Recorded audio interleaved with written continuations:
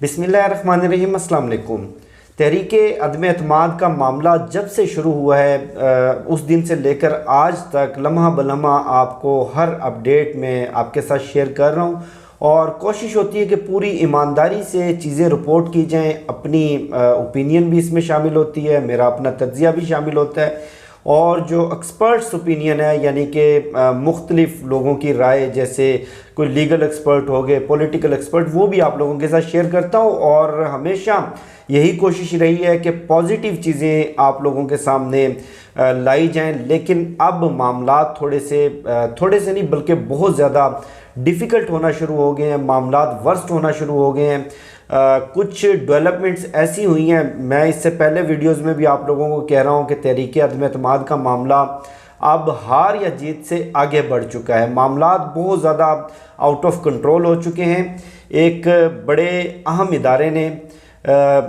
आप समझ सकते हैं वज़ीर आज़म इमरान खान से 4 बड़े अहम मुतालबात किए हैं, वो आपके साथ शेयर करूंगा। और इससे पहले मेरी आपसे रिक्वेस्ट ये है कि वीडियो शुरू से लेकर आखिर तक देखिएगा क्योंकि पूरा मंजरनामा आपको समझने में आसानी मिलेगी और बड़ी अहम वीडियो है, बड़े अहम इंकशाफात हैं। एक तो जो मैं बार बार कह रहा हूँ कि मामला हार या जीत से आगे निकल चुका है, वो सिनारियो कुछ इस तरह बनता हुआ नज़र आ रहा है कि आप देखें कि हुकूमत के करीबन 14 जो अरकान हैं वो मुनहरफ हो चुके हैं। वो उनके मुस्तकबिल का दारो मदार सदारती रेफरेंस हुकूमत फ़ाइल कर चुकी है आर्टिकल 63A की तशरीह पर। और जो हुकूमती इत्तेहादी हैं उन्होंने हुकूमत का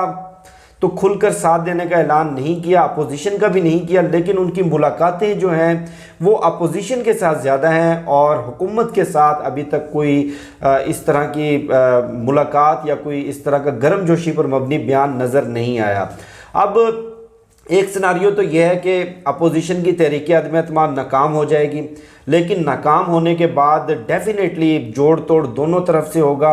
नाकामी के बाद अपोजिशन का जो सबसे बड़ा मुतालबा होगा वो ये कि चूँकि हुकूमत अपना मैंडेट खो चुकी है, हुकूमत अपना नंबर जो है अददी अक्सरियत का वो पार्लियामेंट में बरकरार नहीं रख पाई, लिहाजा हुकूमत इस्तीफ़ा दे, असम्बलियों को तहलील करे और नए इंतखाबात की तरफ जाए। और दूसरा सिनारियो वो इससे भी ज़्यादा वर्स्ट है कि अगर तहरीक अदम एतमाद कामयाब हो जाती है और उसके बाद जो बंदर बांट होती है, उस बंदर बांट के ऊपर जो एक दूसरे का गिरेबान पकड़ा जाएगा, खान साहब भी खामोश नहीं बैठेंगे। वज़ीर आज़म इमरान खान बार बार कह चुके हैं, लोगों में जो गम और गुस्सा है, लोग जिस तरह से बाहर निकल रहे हैं, लोग महंगाई को भूल चुके हैं और एक कन्फ्रंट्रेशन का माहौल बनता हुआ नज़र आ रहा है। और इस पूरे मामले के अंदर जो सिनारियो बनता नज़र आ रहा है वो कुछ रिपोर्ट्स वज़ीर आज़म इमरान खान को भी दी गई हैं, कुछ रिपोर्ट्स दीगर मुक़्तदर इदारों तक भी, इंटेलिजेंस रिपोर्ट्स, आवाम के अंदर जो गम और गुस्सा कह लें, आवाम के अंदर जो सेंटीमेंट्स हैं, जो पॉलिटिकल पोलराइजेशन है, उस पर मबनी जो रिपोर्ट्स दी गई हैं वो बड़ी खौफनाक हैं। और ख़दशा ये है कि मामलात सियासतदानों के हाथ से निकलकर किसी और के हाथ में ना चले जाएं और ये बहुत सारे हलकों में पैगाम भी पहुंचा दिया गया है। अब जो कुछ मुतालबात सामने आए हैं, कामरान खान साहब भी बार बार अपनी वीडियोस में ज़िक्र कर रहे हैं। 4 घंटे पहले उन्होंने एक और वीडियो की, उसमें भी उन्होंने ज़िक्र किया। उसके अलावा मोहित यूसुफ साहब भी, मोहित पीरज़ादा साहब भी अपनी ट्वीट्स में, अपनी वीडियोस में, अपने व्लॉग्स में ज़िक्र कर रहे हैं। आज मेरे शो में तशामुल हक साहब ने भी यही खबर ब्रेक की। एक तो जो सबसे बड़ा मुतालबा और सबसे अहम मुतालबा जो सामने आया है वो एक्सटेंशन का है और एक्सटेंशन के मामले पर वज़ीर आज़म इमरान खान विलिंग नहीं है, एक्सटेंशन देना नहीं चाहते। और उनके सामने एक दूसरी तजवीज़ ये भी रखी गई है कि अगर आप एक्सटेंशन नहीं देना चाहते तो जो सीनियरिटी लिस्ट में टॉप पर हैं, आप किसी एक को नॉमिनेट ना करें पब्लिकली, आप वाजे कर दें कि आप एक्सटेंशन नहीं देना चाहते। आप यकीन दहानी करवा दें कि जी मैं सीनियरिटी लिस्ट में जो सबसे टॉप पर है मैं उसको लेकर आऊँगा। उस पर भी वज़ीर आज़म इमरान खान साहब ہماری اطلاعات کے مطابق نہیں مان رہے، اور وہ یہ کہتے ہیں کہ معاملہ کوئی میرٹ کا نہیں ہے کہ میرٹ سینیارٹی لسٹ پر بنے، اس میں قابلیت بھی ہے اور اس میں اور دیگر پہلو بھی ہیں، اور یہ وزیر اعظم عمران خان کی صوابدید ہے اور الیکٹڈ پرائم منسٹر کی صوابدید ہے۔ جب وقت آئے گا میں اس کا فیصلہ کروں گا۔ اس سے ہٹ کر ایک اور جو تجویز یا آپ کہہ لیں خواہش کہہ لیں یا مطالبہ کہہ لیں ان کے سامنے رکھا گیا ہے، وہ یہ کہ آپ ٹھیک ہے اپنی مرضی سے کسی جونیئر بندے کو بھی لگا دیں، کسی کو بھی لگا دیں، آپ کی صوابدید ہے، لیکن پشاور ہمیں قبول نہیں ہے۔ اب آپ سمجھ جائیں کہ مغربی بارڈر اور پشاور کس کی طرف اشارہ ہے۔ اس معاملے کے اوپر وہ واضح طور پر کہہ چکے ہیں کہ یہ ہمارے لیے فیصلہ قابل قبول نہیں ہوگا، اور بہرحال اس کے اوپر بھی وزیر اعظم عمران خان نے ابھی تک کوئی مثبت رد عمل نہیں دیا اس مطالبے کے اوپر، اس پر بھی ڈیڈ لاک ہے۔ اس کے علاوہ جو ایک اور آپ کہہ لیں سینٹیمنٹ پایا جا رہا ہے، ایک اور جو اختلاف رائے پایا جا رہا ہے، وہ یہ کہ مغرب اور امریکہ کے خلاف آپ نے جو ایک سٹینس لیا ہے، جس طرح دنیا بلاکس میں تقسیم ہوتی ہوئی نظر آ رہی ہے، جس طرح ایک نئی سرد جنگ شروع ہو گئی ہے، یہ ان کی سوچ ہے یا کہہ لیں کہ اختلاف رائے ہے۔ پاکستان چونکہ بہت زیادہ ڈیپینڈنٹ ہے مغرب کے اوپر،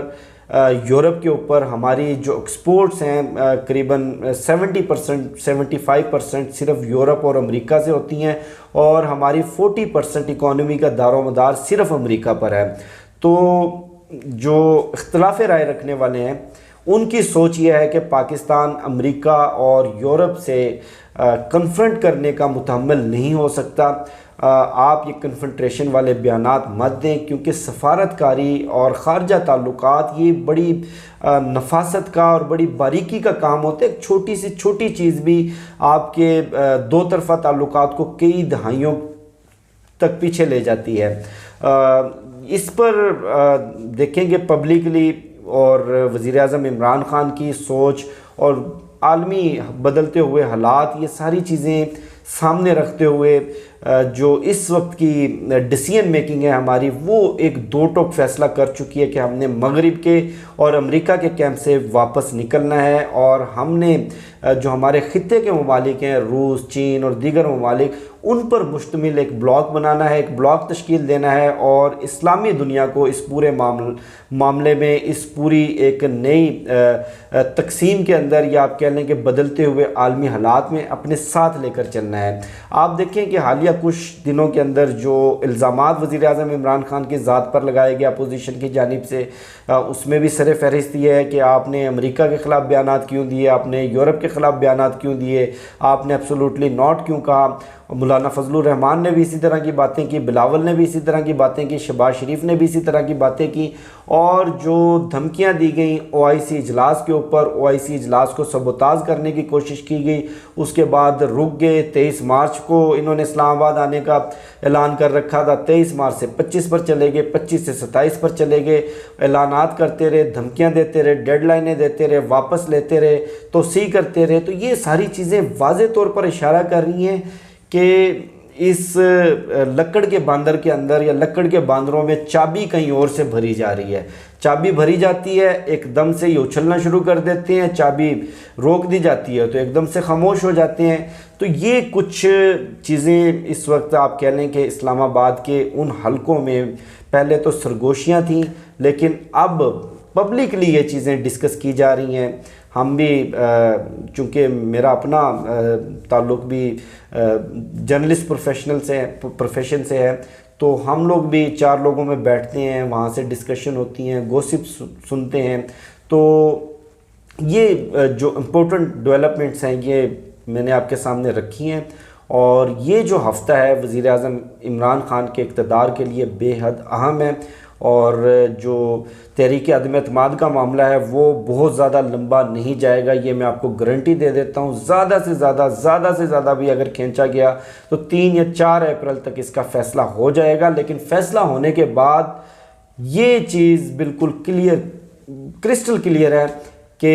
یہ ہار یا جیت تک یہ معاملہ نہیں رہے گا، یہ سڑکوں پر آئے گا، تصادم کی طرف جائے گا، اور اگر تصادم زیادہ ہوا تو معاملات سیاستدانوں کے ہاتھ سے نکل جائیں گے۔ آج کی امپورٹنٹ یہ اپڈیٹس ہیں جو میں نے آپ کے ساتھ شیئر کی، اور اس ویڈیو کے حوالے سے آپ نے اپنا فیڈ بیک اور اپنی اوپینین ضرور دینی ہے۔ مجھے شفقت علی کو دیجیے اجازت، انشاءاللہ پھر نیکسٹ ویڈیو میں ملاقات ہوگی۔ اللہ حافظ۔ پاکستان زندہ باد۔